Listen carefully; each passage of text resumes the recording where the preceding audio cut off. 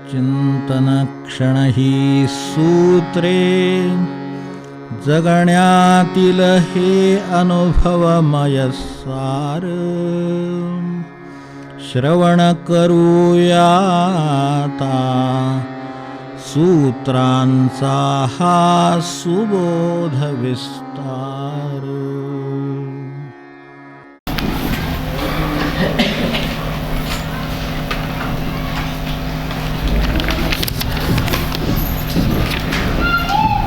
मानाची परीक्षा अपमानापेक्षा जास्त कठीण का आहे? कारण ती सूक्ष्म आहे आणि चटकन भुलवणारी, थांबवणारी, अडवणारी आहे प्रगतीमध्ये. म्हणून आपण तिचा गेल्या वेळेला विचार केला. यावेळेला प्रार्थना हे निशस्त्राच्या हातात शस्त्र आहे असं आपण म्हणतो. प्रार्थनेला शस्त्र म्हणणं म्हणजे थोडंसं जरा अवघड वाटण्याची शक्यता आहे. ते काय असं शस्त्र निवडलं आहे. नेहमीची जे शस्त्रांची आपली कल्पना आहे ती हिंसकतेची आहे सर्वसाधारण. तेव्हा शस्त्र म्हणजे आपल्या इथल्या संदर्भात आपले कोणतेही शत्रू असतात, त्यातले बाहेरही असतात. ज्या अर्थाने आज राजकीय किंवा या सीमा नियमोक्त अशा अर्थाने शत्रू म्हणतात त्या अर्थाने म्हणत नाही आपण. आपल्या उद्धाराच्या आड येणारे बाहेर शत्रू असतात आणि आपल्या उद्धाराच्या येणारे आत शत्रू असतात. अशी स्थिती आपली आहे. तर ते उद्धाराच्या आड काय येत आहे त्याच्या विरुद्ध लढायला जे मदत करेल ते शस्त्र असं आपलं इथे म्हणायचं आहे. आता इथलं लढणं कशासाठी असेल तर उद्धारासाठी आहेच, आपल्या कर्तव्यपूर्तीसाठी आहे. कारण उद्धार कर्तव्यपूर्तीच्या नंतर होतो, त्याला तो लागून आहे. कर्तव्य सोडून आपल्याला उद्धार अभिप्रेत नाही. इथे तरी स्वच्छ अगदी आपली काय असतील ती कर्तव्य करणं, तर ती करणं त्यासाठी लढणं आहे. नंतर आपले कर्तव्यपूर्तीसाठी करायचं काम. तेव्हा ते काम करताना अनेकदा आपल्याला आता साधक कर्तव्यपूर्तीसाठी घरातल्या, आपण अशी कल्पना करू की घरातल्या कर्तव्यपूर्तीसाठी आपल्याला बाहेर सकाळी जाऊन काय दूध आणायचं आहे, काय वस्तू आणायची आहे, त्यांची काही अपेक्षा आहे. अशा वेळेला आता उठवत नाही, नंतर जातो. 3 वेळा हाका मारल्या, 4 वेळा हाका मारल्या. हा तर शत्रू काही बाहेर नाही आहे, शत्रू हातच आहे ना. आपल्याला ते म्हणायचं सुरुवात इथून आहे की आपल्याला शत्रू इथे आहे, की तो शत्रू काही बाहेर नाही कुठे, तो आत आहे. तो आळस आहे, तो त्रास घेऊन न इच्छणारा आहे, कुठले शरीराला कष्ट पडू नये असं म्हणणार आहे. तर अशा तऱ्हेचे आत आहेत. असे बरीच मंडळी आत आहेत. आपल्या लक्षात येईल ज्या वेळेला आपण प्रत्यक्ष खरोखरच पावलं टाकायला लागाल, कर्तव्याची टाकायला लागाल आणि उद्धाराची टाकायला लागतोच आपण. पण तरीसुद्धा ते करताना आपल्या लक्षात येईल की यातली मंडळी बरीचशी आत आहेत. त्यांच्या विरुद्ध बाहेर तर आहेच आहे, बाहेर तर परिस्थिती आहे, आपल्या माणसं आहेत, नंतर अनेक वेळेला संधींचा अभाव असतो ते आहे. कितीक वेळेला गोष्टी बाहेर आहेत की जे आपल्याला पुढे जायला अडचणीच्या होतात. हे आपण नेहमी अनुभवायला येतं आपल्या. तर आता माझं कर्तव्य पुरं करताना मला बाहेर काय अडचणीचं होणार, माझ्या उद्धाराची वाटचाल करताना मला काय अडचणी होणार, ते मला दूर करायला जी गोष्ट मदत करते ती आपल्या दृष्टीने शस्त्र आहे. शस्त्र पूर्वीच्या काळामध्ये आपली तलवार आहे, हे आहे, त्या अशी तशी शस्त्र आहेत आपली. तर ते शस्त्र मूलतः काय करतं ते आपण बघू की शस्त्र हे माणसाची जी मूळ ताकद त्याच्याकडे आहे ती लढताना वाढवण्याचं काम करतं. एवढंच करतं. शस्त्राची व्याख्या जर करायची झाली तर लढतानाची ताकद वाढवण्याचं काम करणारी वस्तू म्हणजे शस्त्र. माझी हातानं लढण्याची क्षमता आहे साध्या भाषेमध्ये, तर तलवार हातात आली तर मनुष्य जास्त लढू शकेल, कारण त्याची जी क्षमता आहे ती वाढली. आता असं प्रत्येक शस्त्राचं आहे. हे इथपासून सिद्धीपर्यंत आपल्याला ज्या कळतात त्या तिथपर्यंत, तर इथपर्यंत सर्वत्र शस्त्रच आहे. तर ही सगळी शस्त्र आपल्याला मदत करतात. ती अगदी साध्या भाषेमध्ये ढाल तलवार म्हणजे एका बाजूनी माझं संरक्षण करणं आणि दुसऱ्या बाजूनी माझ्या आड येणारी गोष्ट दूर करणं, ही दोन्ही कामं शस्त्राची एका वेळेला चालू असतात. म्हणून एका हातात ढाल आहे आणि दुसऱ्या हातात तलवार आहे. अगदी साध्या भाषेतलं आपलं म्हटलं तर काही ठिकाणी आपल्याला ढाल पुढे करावी लागेल, काही ठिकाणी तलवार पण पुढे करावी लागेल. हे लक्षात ठेवलं बरं. उद्धार आणि कर्तव्यासाठी आहे, उगाच भांडाभांडीसाठी नाही किंवा घरामध्ये कामं टाळण्यासाठी नव्हे, कर्तव्यपूर्तीसाठी आणि उद्धाराच्या मार्ग वाटचाल करण्यासाठी जे आपल्याला करायचे ते द्विविध काम आहे, 2 प्रकारचं काम आहे. तर त्याच्यामध्ये आपल्याला एका बाजूनी कदाचित आपल्याला काही ढाल पुढे करावी लागेल आणि काही वेळेला तलवार घेऊन ते पुढे काम करावी लागेल. हे नुसतं ढाल तलवारी पुरतं नाही, हे आपल्याला बाहेर आहे. म्हणजे आपल्याला दिलेले हात आहेत त्याची शक्ती वाढवली, मला दिलेली वाचा आहे तिची शक्ती वाढवली. वाघ बाण म्हणत नाही का आपण, वाघबाण सोडले म्हणजे काय मला बोलले ते माझ्या अजून मनातनं गेलं नाहीये असं म्हणत नाही का आपण एकमेकांना. त्यावेळेला ते मला काय म्हणाले ते मी अजून विसरलो नाही. कधी कुठल्या तरी लग्नात कोणतरी नणन कुठली तरी बाजू काहीतरी म्हणायचं काहीतरी, समजा ते गेलं विरून हवे. पण इथं सगळं व्यवस्थित अगदी राईट करून हे करून आपण जसं CD एखादी जपून ठेवावी, काय कॅसेट जपून ठेवावी, तशी केव्हाही टाका लगेच लागते ती नुसती दिसू दे बाई किंवा ते बाबा दिसू देत की लगेच कॅसेट लागते, हेच ते असं. म्हणजे हे सगळं ते वाक शक्ती आहे, तिचा काहीतरी चुकीचा वापर झाला असं समजू आपण, अधिक वापर झाला. कारण शस्त्राचं मुळात कामच ते आहे की तुमच्याकडे दिलेली वाचा आहे, तिच्या साह्याने काहीतरी साधता येण्यासारखं आहे. कर्तव्य, उद्धार, दोन आपण गोष्टी समोर ठेवल्या. त्या वाटचाल करताना मला हे माझी असलेली शक्ती वाढवतं, म्हणून शब्द जपून बोलावा. समर्थाने म्हटलं ना, निवडून घ्यावा वगैरे सगळं, या ते आपल्याला माहिती आहे. तर ते निवडून घ्या, जपून बोला असं का म्हणाले? म्हणजे एक हात हे माझं एक्सटर्नल, बाहेरचं, मी सगळ्या शस्त्रात जात नाही, बाहेरचं शस्त्र आहे हातासारखं, तर अंतर्गत शस्त्र माझं वाचेचं आहे. अशी अनेक शस्त्र आहेत माझ्याकडे आत, तशीच बाहेर पण खूप आहेत. या सगळ्या अवयवांच्या रूपाने माझ्याकडे असलेली शस्त्र खूप आहेत. तर त्यांची माझ्या उद्धारासाठी किंवा कर्तव्यासाठी मला वापर करता येतो का हा प्रश्न आहे. का ती मला अडचणीची होतात, कारण ही दुधारी आहे, म्हणजे शस्त्र दुधारी आहेत. वेळेला हे आपलं चुकीचं, समजा माझ्या हातून चुकीचं बोललं गेलं, तर ते चुकीचं बोललं गेलेलं पुन्हा चांगलं काम करण्याऐवजी वाईट काम निर्माण करतं. ते आपण लक्षात ठेवतो, ते सोडून द्या. पण असं दुसऱ्यांचं पण तिकडे होत असणार ना आपल्याकडून. म्हणजे ते काय होतं, ते किती वर्ष त्यांना पुरतं, किती त्रास देतं, ह्याचं सगळ्याचं आपण विचार केला नव्हता बोलताना, म्हणून हे निर्माण झालं ना. म्हणजे शस्त्र आहे पण सावधता नाही, असं असेल तर शस्त्र घाताला कारणीभूत होतं. हे निशस्त्रापर्यंत आपल्याला जायचं आहे अजून, म्हणून हे वाटेतलं शस्त्र फक्त पाहतो आपण, असं काही नाही. आता निशस्त्रता बघूया काय आहे. मधली शस्त्र खूप सूक्ष्म आहेत आणि आपल्याला ती कळण्यासारखी आहेत, म्हणून मी त्यात बोलत नाही. आपण विचार करून पहा. विचाराचं शस्त्र आहे, कल्पनेचं शस्त्र आहे. आता जी माणसं कल्पना लढवत जातात, ती कल्पना चुकीच्या पद्धतीनं लढवली गेली आणि टोकाला गेली की मनुष्य आत्मघात करून घेत नाही का? तो कल्पनेचा विघातक परिणाम आहे. मनुष्य कोणताही एखादा आत्मघाताला तयार होतो त्यावेळेला त्यांनी एक विचार केलेला आहे, कल्पना मांडलेली आहे, पण ती त्याच्यावर उलटणारी आहे, त्याचं अस्तित्व नष्ट करणारी आहे. हे आपल्या लक्षात आलं तर लक्षात येईल की आतली शस्त्र किती जपून वापरावी लागत असतील आणि त्याच्यासाठी किती काळजी घ्यावी लागत असेल. आत खूप शस्त्र आहेत आपल्याकडे, आत आहेत विचार आहेत, कल्पना आहे, मेंदू जबरदस्त शक्ती आपल्याकडे आहे. तर तिच्यातलेच विचार चुकीचा वापर, शस्त्र आहे विचाराने आज शोध लागले ते कशाने लागलेत. एक कल्पना मांडली गेली, ती विचाराने शोधली, ती खरी ठरली, म्हणून आज शोध निर्माण झाला, मग शास्त्र निर्माण झालं, सगळं आपण बघतो. म्हणजे हे काय वापर, ही शस्त्रच आहेत ना सगळी. मग अशीच ती आहेत, फक्त एक आहे की वापरावर अवलंबून आहे. मगाशी सांगितलं तसे अंतर्गत शस्त्र खूप आहेत, आपण विचार करावा. अगदी पुढे पुढे परमार्थामध्ये सिद्धी आहे, त्या शस्त्रासारख्या आहेत अक्षरशः. त्या माणसाला दिलेले आहेत, तो क्षणात ते वापरू शकतो, क्षणात टाकू शकतो. पण तिथे सुद्धा पुन्हा दुधारी शस्त्र आहे. सिद्धी हे दुधारी शस्त्र आहे, ते जितकं दुसऱ्याला लागेल तितकं ते स्वतःला लागण्याची शक्यता जास्त आहे. दोन बाजूला धार असलेली तलवार आहे, त्यामुळे ती वापरताना चुकली तर आपल्याला कापल्याशिवाय राहणार नाही, असे आहे. दुधारी सुरी असते, दुधारी शस्त्र असते, तसं आहे. तर त्यामुळे ते आहे. आता हे सगळं करताना निशस्त्रता येण्याचं कारण काय, थोडक्यात बघायचं आपल्याला की निशस्त्रता येते असं इथे म्हटलंय. निशस्त्राच्या हातातलं शस्त्र आहे प्रार्थना. म्हणजे जोपर्यंत शस्त्र हातात आहे, ढाल हातात आहे, तलवार हातात आहे, लढण्याची हिंमत हातात आहे, तोपर्यंत मनुष्य कर्तव्यासाठी, त्याच्या त्या कामांसाठी, घराच्या असू दे, बाहेरच्या परिस्थितीच्या, उद्धाराच्या, काय त्याची असेल तो लढत राहणार आणि त्याची लढत राहावंच. हे योग्यच आहे. हे त्यांनी कधीही त्याच्यासाठी हार मानायचं कारण नाही, हे अगदी योग्य आहे. पण ही शस्त्र जशी तलवार तुटते, आपण पाहिलं असेल तलवार चालवणाऱ्याची, आपण अनेक वेळेला हे सिनेमातून ह्याच्यातून त्याच्यात पाहिलं असेल, प्रत्यक्ष सुद्धा पाहिलं असेल लढाईमध्ये, तर ती तलवार इतका जोराचा घाव असतो की ह्याची तलवार तुटून पडते किंवा ढाल तुटून पडते आणि तो निशस्त्र होतो. तर तशी परिस्थिती माणसावर अनेकदा प्रपंचामध्ये सुद्धा येते. निशस्त्र होतो मनुष्य, चालत नाही. हे करायचंय हे कळते, हे मी करायचंय हे कळते, कसं करावं ते कळते, सगळं ज्ञान आहे, केलेलं आहे, अनुभव आहे, सगळं आहे, पण इथं चालत नाही. काय चालत नाही त्या ठिकाणी मनुष्य निशस्त्र झालेला आहे असं समजायला हरकत नाही. या क्षणी मनुष्य निशस्त्र आहे. कशाने निशस्त्र आहे? शस्त्रच नाही हा एक भाग आहे, ते मान्य आहे. निशस्त्र आहे, माझं चालत नाही म्हणतो. असे प्रसंग आहेत, आपण आठवून बघा प्रपंचातले आणि बाहेरचे पण, परमार्थातले पण. परमार्थात सुद्धा निशस्त्र हरिमज कसा करेल हे निशस्त्रच आहे, निशस्त्रतेचं लक्ष आहे. किती अशी उदाहरणं आहेत, किती असे अभंग आहेत की निशस्त्र आहे. की मी नेणे मज कैसा ताले राम, हे काय आहे?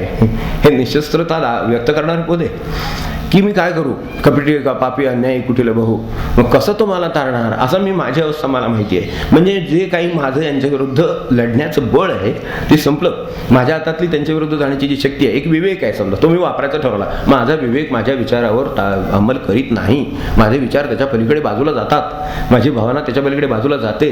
हे ज्यावेळेला अनुभव येतो तेव्हा लक्षात येतं की शस्त्र आणि हे काय प्रकरण आहे हे लक्षात येईल. तेव्हा शस्त्रच नसणं, माणसाकडे विवेकच नाही तर शस्त्रच नाही असं होईल.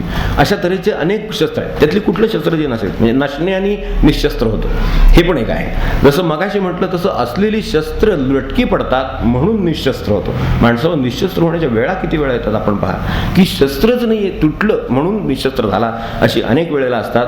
आणि काही काही वेळेला अशी असतात की ती शस्त्र चालत नाहीत. शत्रू आणि शस्त्र यांचं नातं आहे, ते ओळखलं गेलं नाही तर शस्त्र चालत नाही. एक फार उत्तम भालेबाजार आहे आणि शत्रू जर जवळ आहे तर ते खंजराचाच उपयोग आहे त्याला, त्या भाल्याचा काय उपयोग नाही. तो शत्रू लांब असला तर दोन शस्त्र साधी घेतली व्यवहाराने आपण विचार करतो लढाईतली, तर त्या भाल्याचा त्याला काय उपयोग आहे त्या क्षणी. तो ज्यावेळेला 10 फुटावर असेल 20 फुटावर तेव्हा इथून भाला त्याची फेक अचूक आहे, सगळं खरं आहे. पण शत्रू येऊन अंगाशी भेटले तर तुम्ही काय कराल.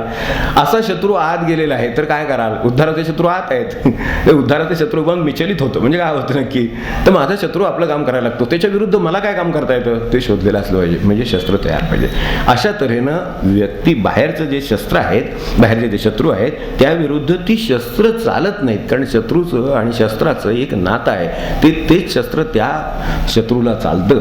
म्हणून जो लांब आहे त्याच शत्रूला भाला शक्य आहे, जो जवळ आहे त्याला तुमची खंजीर शक्य आहे. हे जितकं व्यवहारामध्ये एखाद्या लढाईत ते असावं, तसं आपल्या ह्या सगळ्या जी कामं चाललेली आहेत त्या कामामध्ये लांब जायचं काही कारण नाही.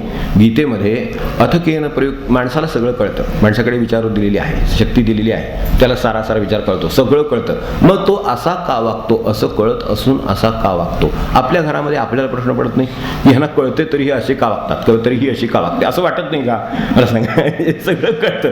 तो मनुष्य दुसऱ्याला सांगेल, समजावून सांगेल एवढं कळतं त्याला, तरी तो तसं करीत नाही, वागत नाही. याला काय म्हणायचं. आता इथे कोणत्या प्रकारचा शत्रू आहे आणि कसा आहे. जसं मला अभ्यासाला उठावं हे कळतं पण माझ्यातनं उठवत नाही, हे जे काय आहे हा शत्रू आळत जसा आतला झाला किंवा त्या क्षणीची बेसावत्ता ही जशी आतली झाली, तर त्या शत्रू विरुद्ध कशाने लढावं हा प्रश्न आहे.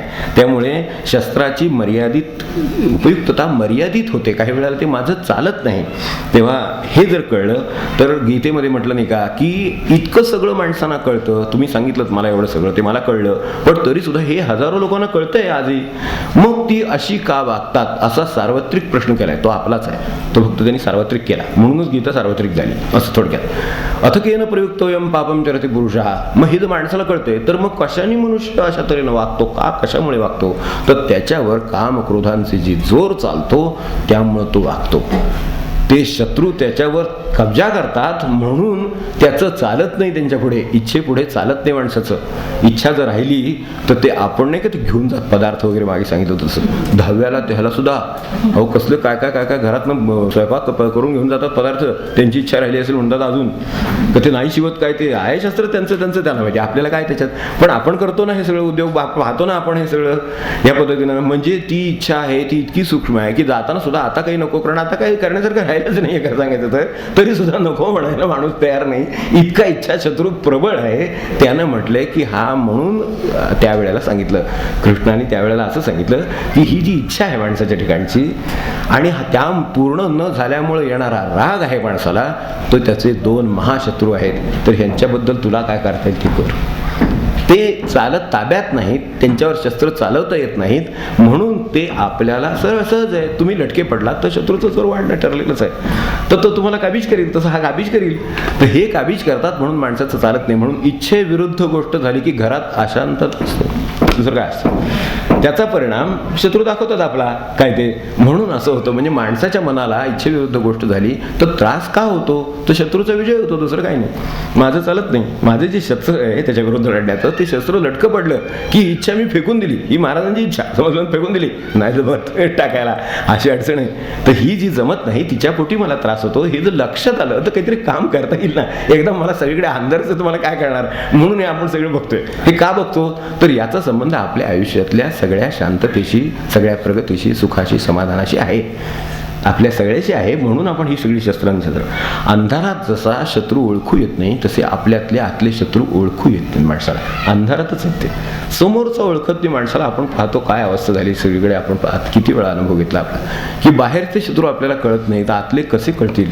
आणि मूळ सगळे जर घाताला किंवा नाशाला किंवा चांगल्याही बाजूने म्हणा समाधानाला आनंदाला कारणीभूत आतलेच शत्रू आहेत. आधी का तसं वागत होते तर मनात तसं होतं म्हणून, मग आता का असं वागतात तर मनात तसं आलं म्हणून. एवढंच उत्तर, दुसरे काय उत्तर आहेत आपल्याकडे? काय उत्तर आहे? माणूस तोच आहे ना, मग तोच चांगला आणि वाईट वागतो ना, मग तो कशाने वागतो? आतल्या शत्रूवर त्याचं चाललं आणि ह्यावेळी आतल्या शत्रूवर चालत नव्हतं, त्यामुळे तो तसा बघत होता. ही आपण जी उत्तरं देतो ती शस्त्राच्या बद्दलची उत्तर आहेत. आता ह्याच्यात अनेक वेळेला निशस्त्र होण्याची जी शेवटची अवस्था आहे ती अशी आहे की सगळी माझे विवेक, सगळी माझी सावधानता, सगळं जे काय माझ्याकडे म्हणून जे काही शक्य असेल अंतर्गत काय बऱ्याच गोष्टी आहेत तर त्या ज्या असतात त्या चालत नाहीशा होतात.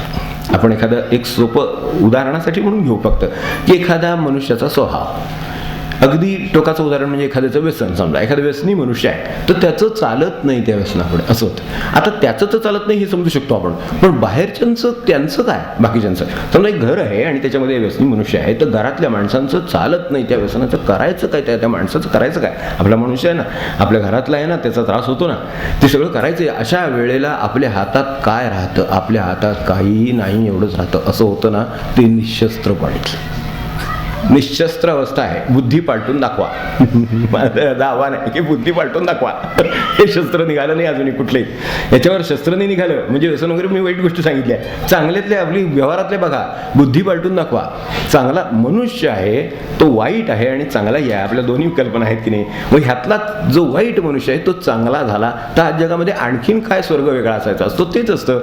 मग ती वाईट वागतात म्हणून त्याचा नरक आहे, चांगले वागतात म्हणून स्वर्ग आहे. इतकं जर आहे तर ही जी सगळे वाईट आहेत ते कशाने वागतात? त्यांच्या बुद्धीमुळे वागतात. मग त्यांची बुद्धी चांगली करून दाखवा, ते अंतरंग बदलून दाखवा, तर आपल्याकडे काही राहत नाही. याचं काय उत्तर? अशा ठिकाणी खरं निशस्त्रपण आहे माणसाचं. आणखीन सुद्धा खोल गेलं तर आणि सापडेल कदाचित, पण आपलं मी या वाक्यापुरतं सांगतो की खरं निशस्त्रपण आहे. मनुष्य काही करू शकत नाही, बुद्धी पालटून दाखवा. त्याची बुद्धी नाही पालटता येत आपल्याला. आपल्याकडे जी बुद्धीची उपासना सांगितली, बुद्धीची देवता मानली, हे सगळे त्या बुद्धी पालटण्यावरचे शोधून काढलेले मार्ग आहेत, एवढं विसरू नका. आपल्या दृष्टीने हे ती बुद्धी शोधून काढण्याचे मार्ग आहेत, ते सूक्ष्म आहे. यांनी मार्ग सूक्ष्म काढलेला आहे की तो त्याला आवाहन करेल, तो त्याची बुद्धी बदलेल, असं काहीतरी करण्यासाठी जे काढलं त्यातला अत्युच्च प्रकार म्हणजे प्रार्थना. गणपती कशासाठी स्थापन केला? त्या बुद्धीसाठी स्थापन केला. बुद्धीचं काय आहे बाहेर म्हणून दाखवता येईल? काही दाखवता येत नाही, उगम दाखवता येत नाही. वावरत काय? वावर आहे, सगळं आहे, कामं आहे, चुकीची कामं दिसतात, बरोबर कामं दिसतात, सगळी तिने चालली, पण तिच्यावर नियंत्रण कशात चालतं हे कळत नाही, आणि ते कसं घडतं आणि ते कसं घडवावं, कसं बदलावं हे कळत नाही. म्हणून आपल्याकडे हे सांगितलं. तर या जे मार्ग शोधले त्यातला सर्वात श्रेष्ठ मार्ग जर काही असेल, जो कोणालाही चालता येत असेल तर तो प्रार्थना आहे. प्रार्थना म्हणजे आपल्यामध्ये विनोबा म्हणायचे बघा, आपल्याला माहिती असेल की आपल्यामध्ये असलेली कमी पडलेली, लटकी पडलेली, कमी पडलेली सगळी जी मनशक्ती आहे, सगळी जी शक्ती आतली आहे याच्या विरुद्ध जाण्याची, ती ज्या वेळेला कमी पडते, आपण जसं बाहेरून घरातलं पाणी कमी पडतं त्यावेळेला बाहेरच्या विहिरीतून आणतो, समोरच्या काय तळ असेल त्यातून आणतो, तसं विश्वातून आपल्याकडे कमी पडणारी शक्ती प्राप्त करून घेणं म्हणजे प्रार्थना. तेव्हा जगामध्ये शक्ती काम करतेय, ती करतेय म्हणूनच हे चाललेलं आहे सगळं. हे नक्की ते जे सगळे त्या ठिकाणी उगवतंय आणि सगळं मावळतंय, सगळं जे काय चालू आहे, म्हणजे अगदी बीज उगवण्यापासून सूर्य उगवण्यापर्यंत म्हणतो मी, ते सर्व त्याच्या शक्तीने चालू आहे. ती चालू आहे, शक्ती आहे तिथे. जी शक्ती कधी कमी पडलेली नाही. आज विश्वामध्ये कधी शक्ती कमी पडलेली नाही. कमी माझ्यात पडते, मग मी काय करावं? तर मी त्यासाठी मान्य करावं लागतं माझ्यात कमी पडते. ते कमी पडतं हे मान्य करायला कोण तयार आहे? प्रार्थना का करता येत नाही? तर माझ्या अंगात खरी तळमळच येत नाही म्हणून माझी प्रार्थना होत नाही. तळमळ येते कुठे की मला हे जमण्यासारखं नाही महाराज, असं जे म्हणतो हरिमध्ये कसा करेल भाऊ हे जे मी म्हणतो ते म्हणतो तेव्हाच ते येऊ शकतो. ते म्हणण्या इतपत ते आत व्हावं लागतं की हे नाही शक्य बाबा, हा संघर्ष शक्य नाही आपल्याला, असं मानाचं ज्या वेळेला ठाम मत होईल तेव्हाच ती शरणागती, तेव्हाच मग खरी प्रार्थना जन्माला येईल. तोपर्यंत फक्त शब्द जन्माला येतील प्रार्थनेचे. खरी प्रार्थना केव्हा जन्माला येईल? की जी आतली शक्ती वाढवेल, की जी त्या बुद्धीवर मार्ग काढेल, ती त्यावेळेला जन्मा येईल. म्हणून हे प्रार्थना हे अशा तऱ्हेनं निशस्त्र झालेल्या माणसाच्या हातातलं शस्त्र आहे, कारण त्याच्या हातात आता काहीच नाही आहे. थोडक्यात निशस्त्र म्हणजे त्याच्या हातात काही नाही, त्याच्यावर बुद्धीवर चालत नाही, त्या माणसावर चालत नाही, स्वतःवर चालत नाही, हे केवळ समजू शकतो, दुसऱ्यावर पण चालत नाही. दोन्ही बाजूने हरलेलं आहे मनुष्य. हे दोन्ही आपण व्यवहारामध्ये अनेकदा पाहिलं असेल की त्या माणसाचं ते बदलता येत नाही. तर काय करावं? ते मुलाचं बदलता येत नसेल, नवऱ्याचं बदलता येत नाही, पत्नीचं नसेल, त्यांचं नसेल, आपल्याला कळतं, त्यांना कळतं, दोघं एकमेकांची सहमत आहेत की हीच गोष्ट सोडली पाहिजे, हे चुकीचं आहे, हे सहमत आहे, पण तरी सुद्धा वेळेला तशीच गोष्ट घडते. याला काय करायचं? त्याच्याकडून घडतं. जसं एखादी गोष्ट विसरली तर काय उत्तर आहे त्याला? काय उत्तरच नाही ना. आता जेव्हा ज्यावेळेला आठवलं त्यावेळेला आठवलं, जाग आली नाही सकाळी, जाग आली नाही तर त्याला गवतच नाही. जाग जेव्हा येईल ती 8 वाजता येईल, 7ला येईल, तुम्हाला मग 5ला उठायचं. पण या क्षणी आता काही घड्याळ मागे करून उपयोग नाही, ती वेळ गेली. असा मनुष्य हारतो. खरं सांगायचं तर की असा हारतो, सावधानतेत हरतो, उठण्यात हरतो. हा जो हरला ते त्यावेळेला तो निश्चित झालेला आहे. आता मला 5ला कोण उठवेल, आता मला त्या क्षणी कोण उठवेल, हे जे आहे ही प्रार्थना काम करते. मग ते आपल्याला सार्वत्रिक आहे. प्रार्थनेचा उपयुक्तता आपण लक्षात घेतली तर आपल्या लक्षात येईल की माझ्या साध्या अभ्यासापासून, उठण्यापासून, माझ्या आयुष्याच्या उद्धारापर्यंत एवढं असलेलं मोठं शस्त्र आहे की ज्याची व्याप्ती मोठी आहे. इकडे तलवारीच्या भालात घालायचं, तलवार चालत नाही. पहिल्याच सुरुवातीला तेवढ्यासाठीच बघितलं की इथलं कुठलंही शस्त्र असं आहे की त्याची मर्यादा त्याला आहे. इकडचे ह्या प्रार्थनेच्या शस्त्राला मर्यादा नाही. ते उद्धारासाठी वापरता येईल आणि ते बुद्धीसाठी वापरता येईल, ते लहान मुलासाठी वापरता येईल. इतकंच काय, ते दुसऱ्यासाठी सुद्धा वापरता येईल. दुसऱ्यासाठी सुद्धा केलेली प्रार्थना वाया जात नाही. ज्ञानेश्वर हे पसायदान कशासाठी माहिती, ते जर वाया जात असतं तर त्यांना करू नये हे कळत नव्हतं का? आपण विचार करा की जगाचं कल्याण व्हावं किंवा वाईट माणसाची वाईट बुद्धी बदलावी यासाठी त्यांनी प्रार्थना करावी. याचा अर्थ महात्म्याने किंवा सद्बुद्धीनं केलेली प्रार्थना दुसऱ्याला सुद्धा उपयोगी पडते असं असलाच पाहिजे की नाही. आपण तर्काने पहा, नुसतं अनुभवाने नंतर पाहू, पण दुसऱ्यासाठी केलेली प्रार्थना उपयोगी पडत असली पाहिजे. म्हणूनच पसायदान जन्माला येऊ शकतं आणि म्हणूनच ते अमर राहू शकतं. तेव्हा प्रार्थना हे निशस्त्राच्या हातातलं शस्त्र आहे. आपल्याला जर परिस्थितीबद्दल काही चालत नसेल तर प्रार्थनेचा उपयोग करून घ्यावा. ते अकल्पित शस्त्र आहे. त्याची कल्पना खरोखर सांगणं कठीण आहे ती शब्दामध्ये, पण त्यासाठी खरोखर मनापासून तळमळ आणि शरणागती लागते. हे जी करुणाष्टक आहेत ना, किंवा न जावे तेथेची लागे रजावे, हे जे समर्थांचे श्लोक आहेत आपण वाचले असतील तर नकावे तेची लागे लखावे, समर्थाने म्हणावं न जावे तेथेची लागे जावे. यावरून आपल्याला कल्पना येईल की इतपत तळमळ त्या महात्म्यांची सुद्धा त्यांच्या जीवनामध्ये अवस्था उत्पन्न होऊ शकते. करुणाष्टक ही समर्थांची आहे, हे लक्षात ठेवा. ते समर्थ आहे, त्यांची करुणाष्टक आहे, हे लक्षात ठेवलं तर प्रार्थनेची तळमळ किंवा गरज, त्यात होणारी सगळी अवस्था ही त्यांना सुद्धा येते हे आपल्या लक्षात येऊ शकेल. ती आली तर त्यामुळे बिघडत नाही. कधीतरी परिस्थिती स्वतःची, आपल्या आतली किंवा बाहेरची आटोक्याबाहेर असते, यात विशेष नाही. पुढे काय करता येतं ते करतो का नाही यात माझं माणूस पण आहे, तेवढं आपण घ्यावं आणि त्या प्रार्थनेचा शस्त्र या अर्थाने चांगलं शस्त्र म्हणून उपयोग करून घ्यावा. एवढी आपल्याला विनंती. आज जायचं आहे सांगितल्याप्रमाणे 5 मिनिटं झाली.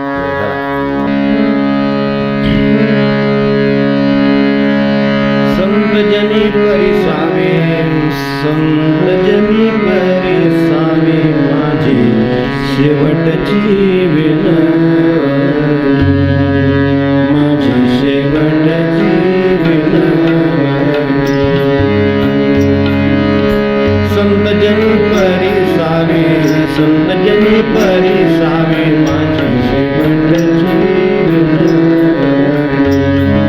माझी शेवटची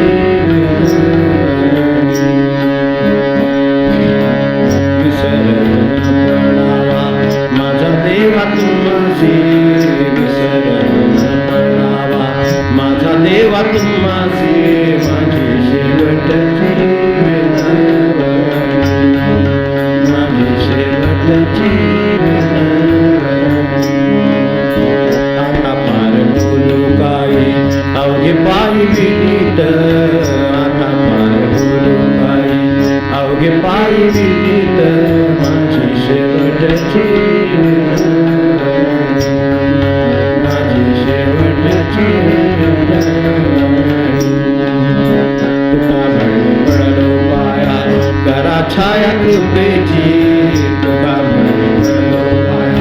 करा छाया कृपेची,